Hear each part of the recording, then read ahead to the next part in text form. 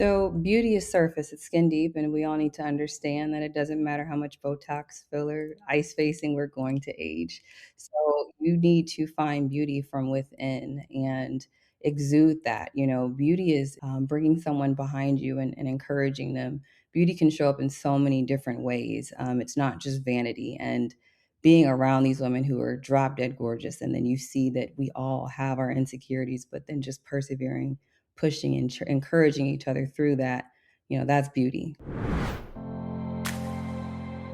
It takes something a little more to lead with impact. I'm Lisa Nichols, author of Something Extra, and this podcast was inspired by our daughter Allie, whose additional chromosome has shaped how I see people in leadership. Each episode features conversations with inspiring leaders from around the world about what truly defines how they lead and serve others. If you enjoyed today's conversation, please consider leaving a 5-star review. It helps more people discover the show. And if you'd like to go deeper, my book, Something Extra, is available on Amazon and through other major book retailers. From the world of national gymnastics and the Miss Missouri stage to the front lines of community revitalization, Erika Johnson is a St. Louis powerhouse dedicated to building a healthier, more equitable future. She is the founder of Juice EJ, a wellness brand born from her family's personal health journey. Please join me in welcoming an entrepreneur and advocate who proves that true beauty is found in the legacy we leave for others, Erika Johnson. Well, Erika Johnson, welcome to the Something Extra podcast.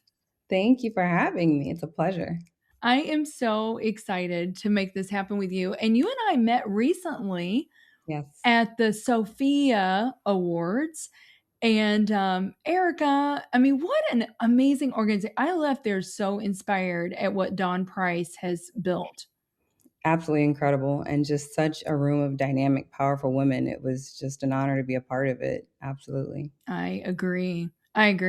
And for those listeners who don't know, the Sophia Project, they are mentoring, I think Dawn said about 1,500 inner city girls right now. They pair them with mentors. And so many of the girls were participating that day, and I was so impressed Yeah. by their speaking skills and their presence, right? Absolutely. And I was just thinking to myself, we need more mentors. Yes, we do, especially here in our great city of St. Louis. So, you and I, it's an honor to be able to be a part of it and see how we can further get involved. So, No doubt. And it's just so funny because you and I were sitting at the same table, Erika. We never met before, but there was an instantaneous connection. And I think a lot of it's our faith, and I want to talk about that because I know faith is important to you, and it's everything for me. So we'll talk about that. But let's dive on in. My goodness, I was as I was preparing for today's interview, I'm thinking, you've gone from gymnastics to journalism to pageantry to entrepreneurship. You have done a lot. You're like a Renaissance woman. I am a serial entrepreneur. Yes, I am. You are. Well, let me ask you this, and then I'm going to ask you about each one of those things. What is the thread that connects all of those things for you? Right timing, God's divine timing. I would say every single venture that I have had has been just anointed, and maybe I met someone or there was the right circumstance, and it just presented itself and took off. So Mm, that's amazing. Well, you were a young gymnast. I know that you trained for like 10 years, oh yeah. at a very high performing level. Tell me about how that shaped you as a young girl. And then I would love to hear from you, Erika. What are some of those character traits that you learned through gymnastics and working that hard that you still carry with you today in what you're doing? Absolutely. So, I feel like any individualized sport is going to really just shape you and mold you because you're accountable to yourself. There is no one else to blame if you fall short.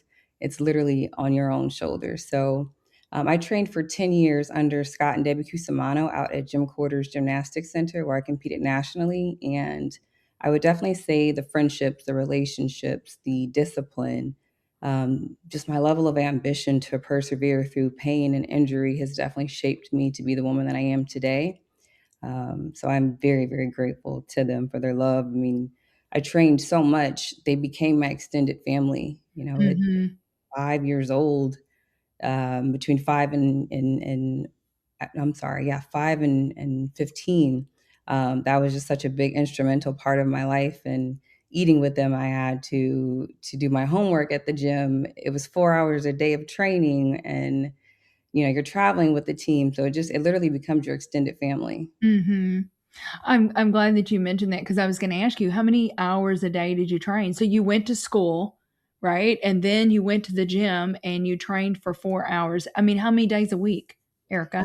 Monday through Friday, 4 hours, and then Saturday I trained from 9 to 1, and then I did private lessons after that.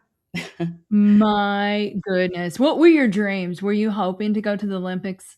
I did. I really wanted to. My family really wanted that for me. God had other plans, and I don't, ever disagree with that plan. I had some injuries that really just became debilitating. I still deal with the back injuries to this day, but again, just the relationships I fostered, I'll have forever in the memories. So That's so beautiful. Well, tell me about those injuries. What did that I mean, because let me ask you this, because a lot of high performing individuals a lot of times tie their identity to what they do and their performance, right? It's kind of a performance. I've had to unravel some of that myself, as I've gotten older. But was your identity tied to that at all? And if it was, what did that moment feel like, Erica, when you had the injury and you had to step away?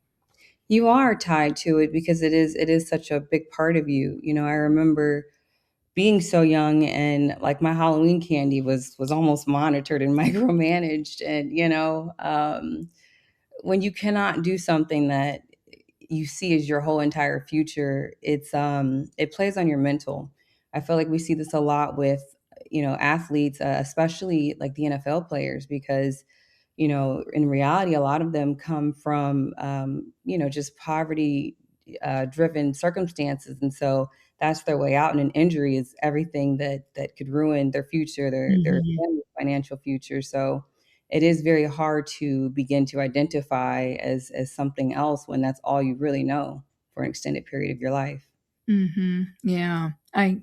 I agree. I've seen the same thing, and like I said, I've had to do my own internal work, um, as I've gotten a little bit wiser. That it's not. I said your identity is not what you do. It's really who. It's not. That's not who you are. Is what you do, right? And I think that is an important journey to go through. Um, what helped you? Let's talk about this because I know, like in 2022, your dad went through a difficult health journey, right? And again, God used that, right, to kind of alter and even what you're doing today. Yeah. Can you take us into that season and just what caregiving in that season? You said you kind of felt like you lost yourself a little bit. Yeah, I did. I think anyone who has cared for a loved one to that extent can relate because your needs become the back burner. So, working out, just the simple things, keeping your house cleaned and eating right. You're in survival mode at that point. And myself, my family, we were just trying to survive. My dad was diagnosed in 2022 with amyloidosis, and there is not a lot of medical data on the type that he had. He had severe amyloidosis that attacked his heart, liver, and lungs, which is very rare. Typically, it identifies in one vital organ, so you can only do two transplants at Mhm. once. So he ended up getting a heart and a liver, and then they treated the lungs, but it was just such a long recovery process. He had to learn how to walk, talk, swallow. I mean, his fine motor skills were completely gone. He couldn't even brush his teeth. So it turned our family just completely into his caregivers. And so Mhm. again, just I did lose myself for a bit, but I found myself as well. So it's the blessing that he's here. My faith never faltered. My family's faith never faltered. Even when people were saying we've never seen this, we don't really know. He's a case study. Just be prepared. I didn't allow my mind to go there. Mhm. I believe in God. I also believe in the universe. And so every day, I fasted. I will talk about it now. I privately fasted for the public reward, but I also did my 369 method in my journal. So every single day, I would write, my dad's going to have a successful heart and liver transplant. And I didn't allow any negative thought, any negative person into my ether during that time. And today he is back golfing and happy and healthy. So, yeah. Wow. Thank God. Thank God. Well, and I'm just thinking, Erika, as you were saying, that it attacked his heart, his liver, and his lungs, right? And people are like, we've never seen this before. But that didn't stop God. It That didn't did. stop God. This is like God's like, I got this, right? So um, but so you said you did find yourself, and I know that one of the things that you did um was, entered the Miss Missouri pageant. I did. I did. Yeah, That was tell us about that. That was 2024. Yes, I was 2024. I actually won the Miss Missouri USA People's Choice Awardee. And it was just, it almost reminded me a lot of my time as a gymnast because of the dedication and the training. I have Mhm. so much respect for the women that enter into these pageants because you're just on the forefront. Every flaw, every insecurity, you have to really know who you are, trust yourself, love yourself through it all, no matter whatever the judges or the audience, the people say. But it was just such a beautiful experience for me. And again, so many friendships, so many doors have opened. I'm eternally grateful for that. Was it hard to say yes to that? Because I think you had a friend, didn't you, Erica? If I remember, Yeah. you had a friend that said you should do this. I mean, was it hard to say yes to that? She kind of just threw me in it, and she was like, "Hey, we were at her birthday dinner. She was the former Miss Missouri in 2022, and she's like, "You're doing this." And I was like, "Okay." I was like, "Do you think I can?" And she's like, "Absolutely." So, just having that push, I love a good girl's girl. So, Yes. yeah, I Yeah. answered the calling. So So, you had a little bit of a push there, but it turned out well. And just getting the People's Choice Award, Erica, come on. That was thank the people thank you. voting, is so amazing. So let me, because this is I see it in young girls, beauty, outward beauty. So many girls are plagued with comparison, Yep. right? And that how is your definition, how has your philosophy around beauty evolved? I mean, it probably evolved even during that time, but It talk to has. young girls about this. Mhm. So beauty is surface, it's skin deep, and we all need to understand that it doesn't matter how much Botox, filler, ice facing we're going to age. So you need to find beauty from within and exude that. Beauty is bringing someone behind you and encouraging them. Beauty can show up in so many different ways. It's not just vanity. And being around these women who are drop dead gorgeous, and then you see that we all have our insecurities, but then just persevering, pushing and encouraging each other through that, that's beauty. So, That's good. That is good. Um, how about how they see themselves with worth? Because a lot of times, I mean, let's just tie it all together here. Like what we do sometimes gives us our sense of worth. How mhm. we look gives us our sense of worth. Talk about that a little bit. Well, for me, I've really worked hard to master detachment from validation primarily because when you need validation, you're not whole. You Mm, almost have to become indifferent to that. I am not going to be everyone's cup of tea. My look's not going to be everyone's cup of tea, and I am so okay with that. So I think more women really need to become comfortable in their own skin. There was a time early in my journey, I didn't even want to leave the house without makeup. And as I aged, it's funny, you take better care of yourself as you get older, right? And I'm like, wow, my skin is actually really nice. Like I have great hair. Like, why am I not embracing myself as me? Why do I mhm. feel like I need these outer, things to make me beautiful? So yeah. That's good. That's good. Well, let's go back to what you're doing today. You guys, because of your dad, really, you started on this, what is it called? Cold press?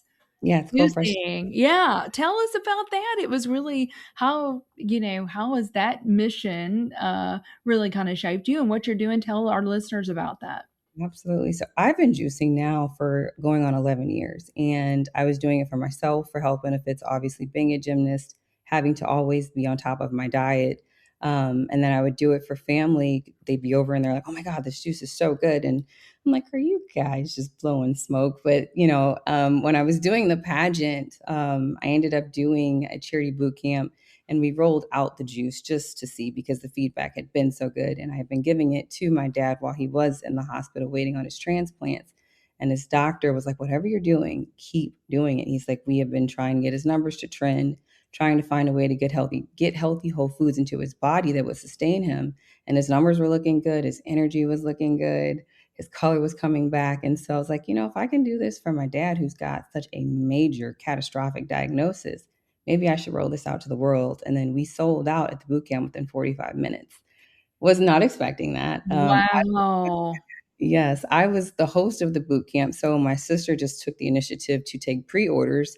Mind you, this was smack in the middle of the pageant. And so I was working with a speech coach. I was working with my walking coach. I'm in the gym twice a day. I'm doing all these different things. I did not have time to start a juice company, but we did it because we had the pre-orders. So Right. yeah, Oh here my we goodness. That is so awesome. I love that. I love that. Well, okay, so this is funny. So our nutritionist, had said to me, "You need to start juicing." So I have a juicer. Tell us about this, Erica, because I'm like, "Wow, it takes so many carrots. It takes so much to just get one little glass of juice." was. Give us your, secret sauce, I guess, if you will, on how you practically do the juicing. Yeah. Okay, I'd love for you to talk about that, and then maybe your favorite juicing recipe. Yeah, absolutely. So I would definitely say anyone who's juicing, whether it's home or it's a business, you have to love it because it takes time, the prep, Does. clean up.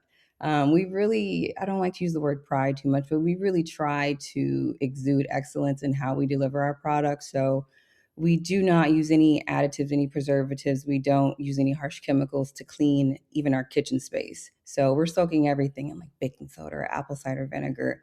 We typically take the skin off of the cucumbers because it's very hard for the body to digest. Same with the lemons.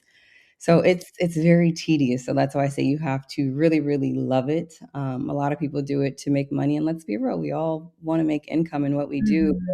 We're doing this a lot for the health benefits primarily. So yeah, my favorite recipe too, I would say, is the Beet Happy. I like it the most because we have managed to find a way to make beets not taste like earth. It's some beets, it's some pineapples, it's a few other good Ooh. conscious things, but that really helps to kinda cut out that beet flavor and still give you those massive cardiovascular benefits. So, So it's called Beet Happy? Beet Be Happy. happy.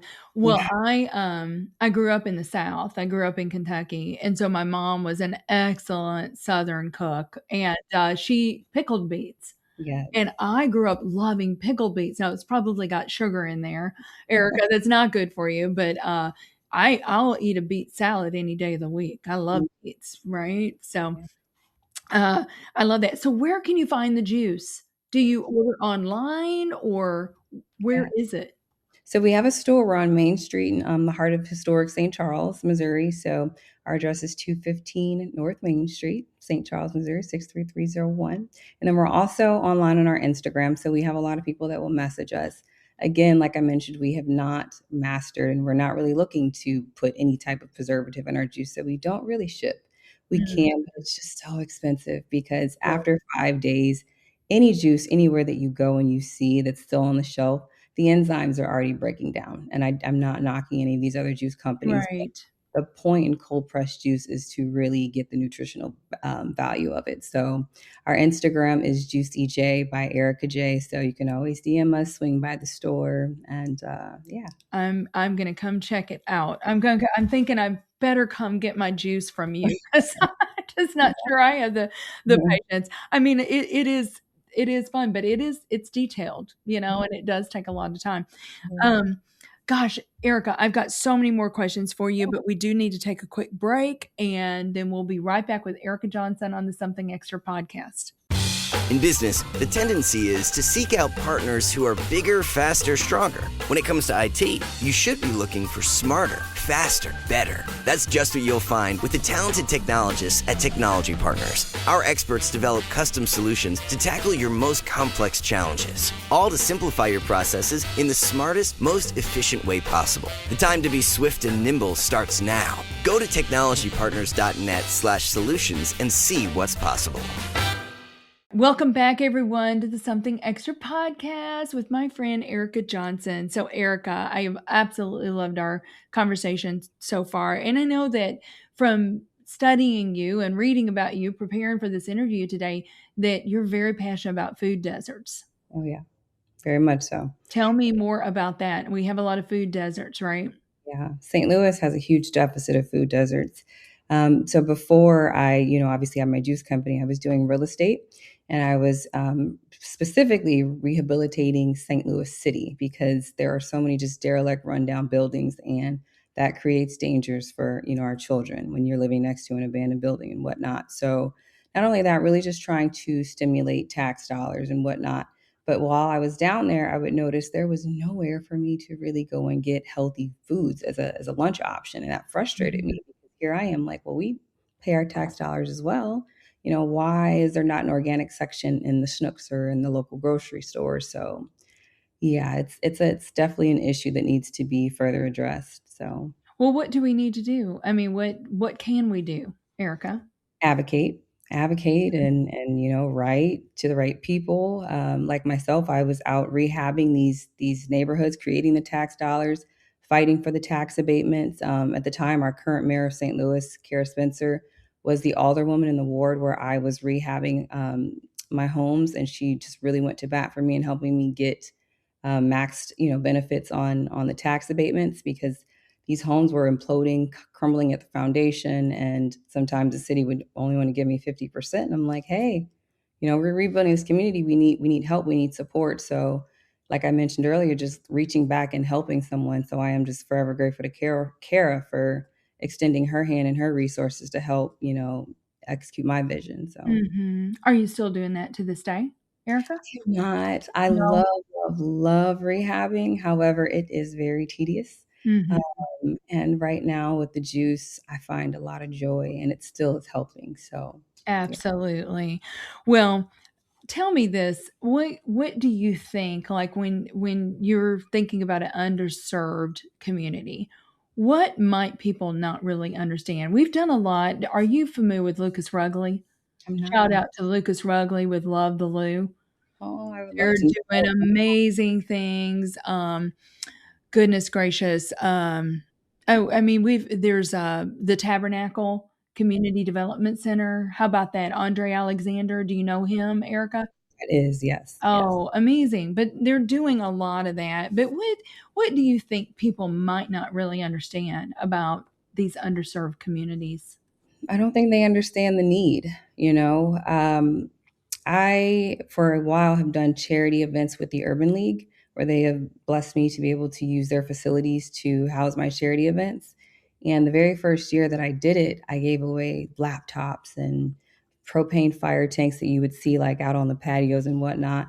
And it didn't register to me that that's not what they need. So we need to really identify the need and then execute. So the years following that, I really prioritized understanding what they said. I took notes. They needed socks. They needed, you know, um, Basic.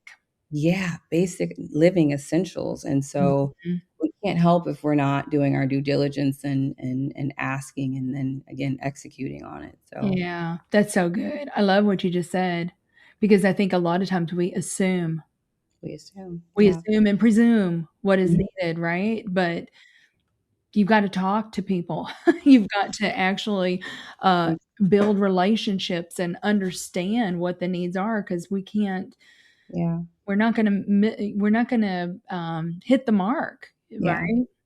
And a lot of times, if we're being honest, if it doesn't affect us directly, sometimes we become oblivious. And I think as a people, that's how we better ourselves. That's how we better the communities that we live in by sometimes going out of our comfort zone to address these issues. I have so much love and respect for the Chris Long Foundation. Him and his wife Meg. Chris was our former Rams NFL player.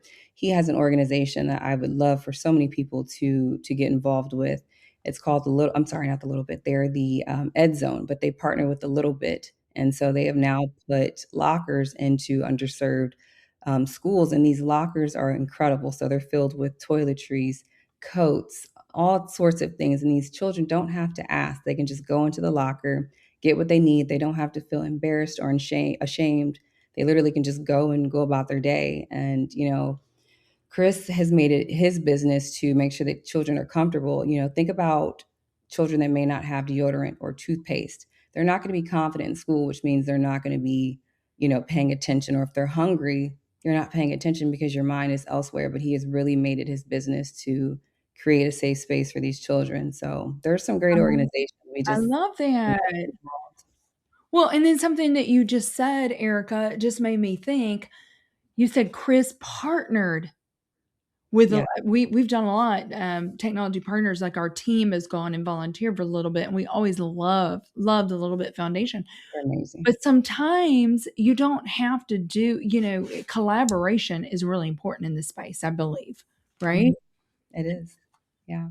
We're only as powerful as our partners and those who we do partner up with, and again, it's just asking and seeing what the need is, because that's how we get things done. So Mhm. Well, I love everything that you've done. I mean, you've got just a very, I can just tell, such a giving heart, and that I'm sure, Erica, a lot of that spans from comes out of your faith and what absolutely. you believe, is how we're to treat one another, right? Our neighbor. Yeah. And God doesn't bless us to not bless others. Yeah. That's how he wants it to be. So yeah. Well, tell me a little bit about your faith. Did you grow up in a faith-filled family? I did, yes. Faith is definitely at the heart. Grandparents were deacons. My dad is a deacon. It's just in us. We grew up in a Baptist church and then transitioned briefly to non-denominational and then back to Baptist. However, I believe God comes, however you want to identify, God is God. And Mhm. yeah, Yeah, it's not about a denomination, right? It's about a relationship. that's So, it. that's That's, so good. Well, I mean, you do have a journalism degree, and I know that you've had the opportunity to interview some really iconic people, right? Ozzie Smith, Orlando Pace, Nelly. How have you used your voice intentionally in those spaces, Erica? so I would love to just set it straight. I actually do not have my journalism degree. I was thrown into journalism. Oh, I can see a pattern here. You've been thrown into a lot of things. I know, yeah. Someone said they were like, "You're very articulate. I love your look. I want you to, try this." And I did an interview, and it went very well, and they hired me. Oh Um, my but goodness. yeah, getting to work with Ozzie Smith, oh my goodness, such a humble, humble giant. And with his wife Yolanda, I just love when I have the opportunity to engage with them. Nelly also doing incredible things here with, St. Jude's and all of that. Orlando Pace, another person who's just very philanthropic, doing great things. So it's a pleasure. Oh, that is awesome. Well, tell me about this. Today we have all these influencers. We consider you an influencer, Erica. But what is the responsibility that comes with that? I mean, when you've been given a platform like you have, Yeah, there is definitely influence that's happening, an impact that's happening. yeah. But what is the responsibility that you also carry?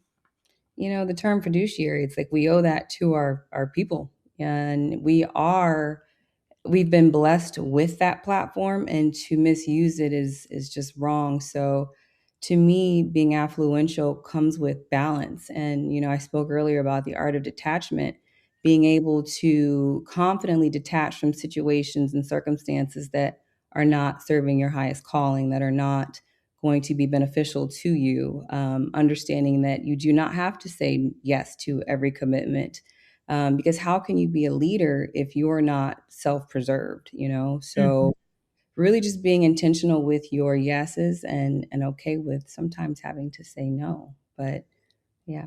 You're speaking my language Yeah.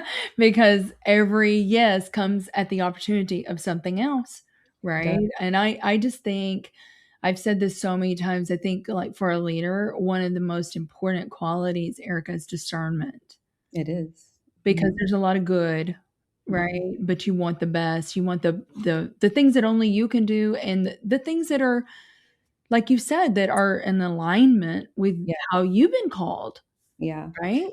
That's my prayer. A lot of people, and I'm not saying I don't pray for other things, but typically the fundamental base of my prayer is wisdom and discernment, because the Mhm. wisdom and discernment, you can do so much and you can avoid so many pitfalls. So Yes, I could not agree more.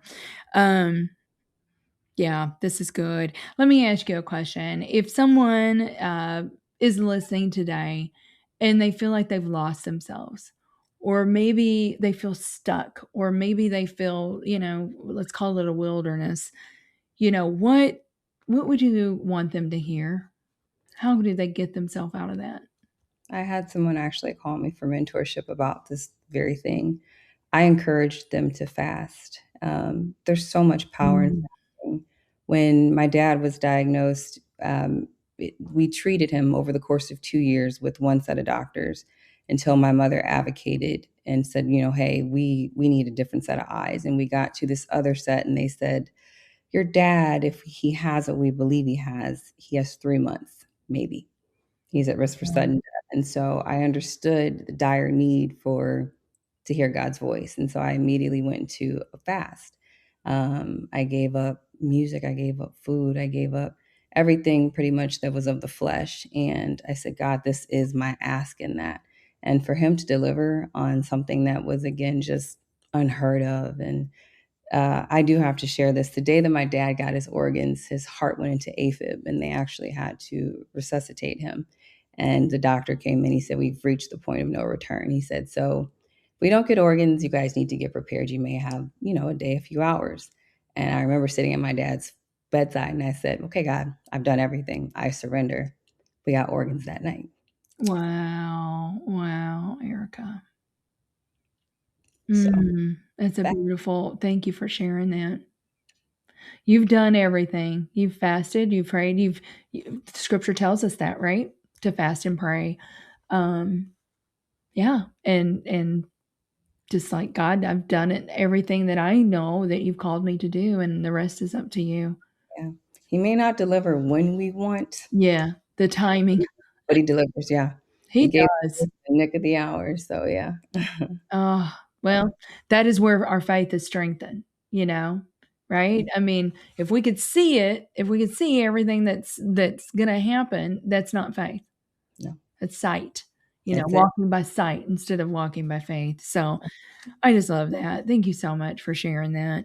Well, I'm gonna do like a really fun little lightning round here for you. Just a couple of um, quick questions, and then I want to talk about something extra. Okay. Um, one word that describes your current season. Oof. Light. Light. Right. Yes. Mhm. Oh, I love that. You Mm. want to elaborate on that at all? I feel light because, again, I've released, I've detached. I am so comfortable with myself and who I am. I feel light. Oh, that's beautiful. Love it. Favorite way to recharge? Meditation. Meditation. Okay, good. A person who inspires you deeply. My mother. Your mom. Oh, tell me about your mom. Oh, she is a rock star. Yeah, my mom, really getting to see how she showed up as a mother, as a woman of God through the tough seasons has just been so aspirational to me in life. Amazing mother. She's a nurse. She still finds time to give back. She's involved in church. She gets it done. So yeah, Oh, that's wonderful. Yeah, I mean, you've got a model, a living model right in front of you, Erica, right? And how to live as a woman of God. That's beautiful. What's your morning routine? Do you have a daily habit or daily routine that you go through? We want to hear it. I definitely do. For me, I get up before my feet hit the ground. I'm definitely giving gratitude to God just for even waking up. Such a blessing. I spend some time with myself, quiet reflection. I spend some time with my dog, walk him. I ice my face almost every morning. You ice your face. What does that mean? I've never had anybody say they ice their face. Give us your trade secret. Yeah, so the icing of the face closes the pores. It like shrinks your pores, and it's also known to help with like any acne or any hyperpigmentation. So it just keeps our skin youthful. Okay, so do you put ice on your face or do you like a really cold cloth or what is I that? go into a submerged ice bath. An ice bath. Oh my goodness. I've got a friend that has a cold plunge in her bathroom. And, she's like, I do the cold plunge. And I'm like, oh, I don't know so much about that, but I know the health benefits are Oh yeah, really good. All there's a right. So give your face an ice bath. I'm going to remember that one. I know that you are high growth mindset. How yes. do you personally learn? How do you personally grow, Erica? I listen more than I talk, especially in specific rooms, because we're not going to learn if we're just yapping. You got to sometimes be quiet, be that fly on the wall and observe. So that and I don't I believe in downtime. I don't believe in idle time. So I will take the time to rest and recharge, but I'm not going to fill my valuable time with aimless chatter. I typically like to podcast or read or get in nature. So yeah. Okay, that's good. I love that. That is a beautiful phrase. You believe in downtime, not idle time. And there is a difference. So the downtime would be your reading of a book or taking a walk in nature, right? Yes. But it's not just sitting scrolling through social media No. or scrolling through the television. Yes, I Yeah, think we all do. We're in the times where social media is so relevant, but I do believe we have to compartmentalize that into a fraction of the day. It cannot consume the day, and that requires discipline to say, okay, my 5 or my 15 minutes, whatever that looks like for you, that's it, and you that's it. disconnect. That's detachment. So That's so good. So good. What are you most excited about right now? The I'm juice sorry. company? Yes, I am. I mean, like I mentioned, we have the store on Main Street. We moved from Fox Park, and Main Street is just it's so much organic, natural foot traffic. There's so many festivals. It's just a very exciting time to see what this next chapter will look like for us. So, Oh, well, I'm excited for you, and I'm excited to come and visit. me too. Well, Erica, this is called Something Extra. I ask every guest this question, and I'd love to hear your answer. What do you believe is the something extra that every leader needs? They need balance. They need balance in God, balance in family, work life, um, balance on what they say yes to, but balance. Oh, that's good. I've never had anybody say that before. Out of 380 guests. So there you go. I love it. Yeah. But, I always say, I talk about soul care and self-care when you can't pour from an empty cup, right? And if you are out of balance, if the wheels on the bus, one of them is flat, it's not going to be a fun ride, That's right? it. So that is so good. Well, thank you so much, Erica. This has been so much fun. I've enjoyed this time spending with you. And I just know that your wisdom and your story, it's going to help our listeners. And that's Yeah. the goal. Thank you so much. It's been truly a pleasure spending time with you. I enjoyed the conversation. You too. Have a great rest of the day. You too. Something Extra with Lisa Nichols is a Technology Partners production. Copyright Technology Partners, Inc. 2019.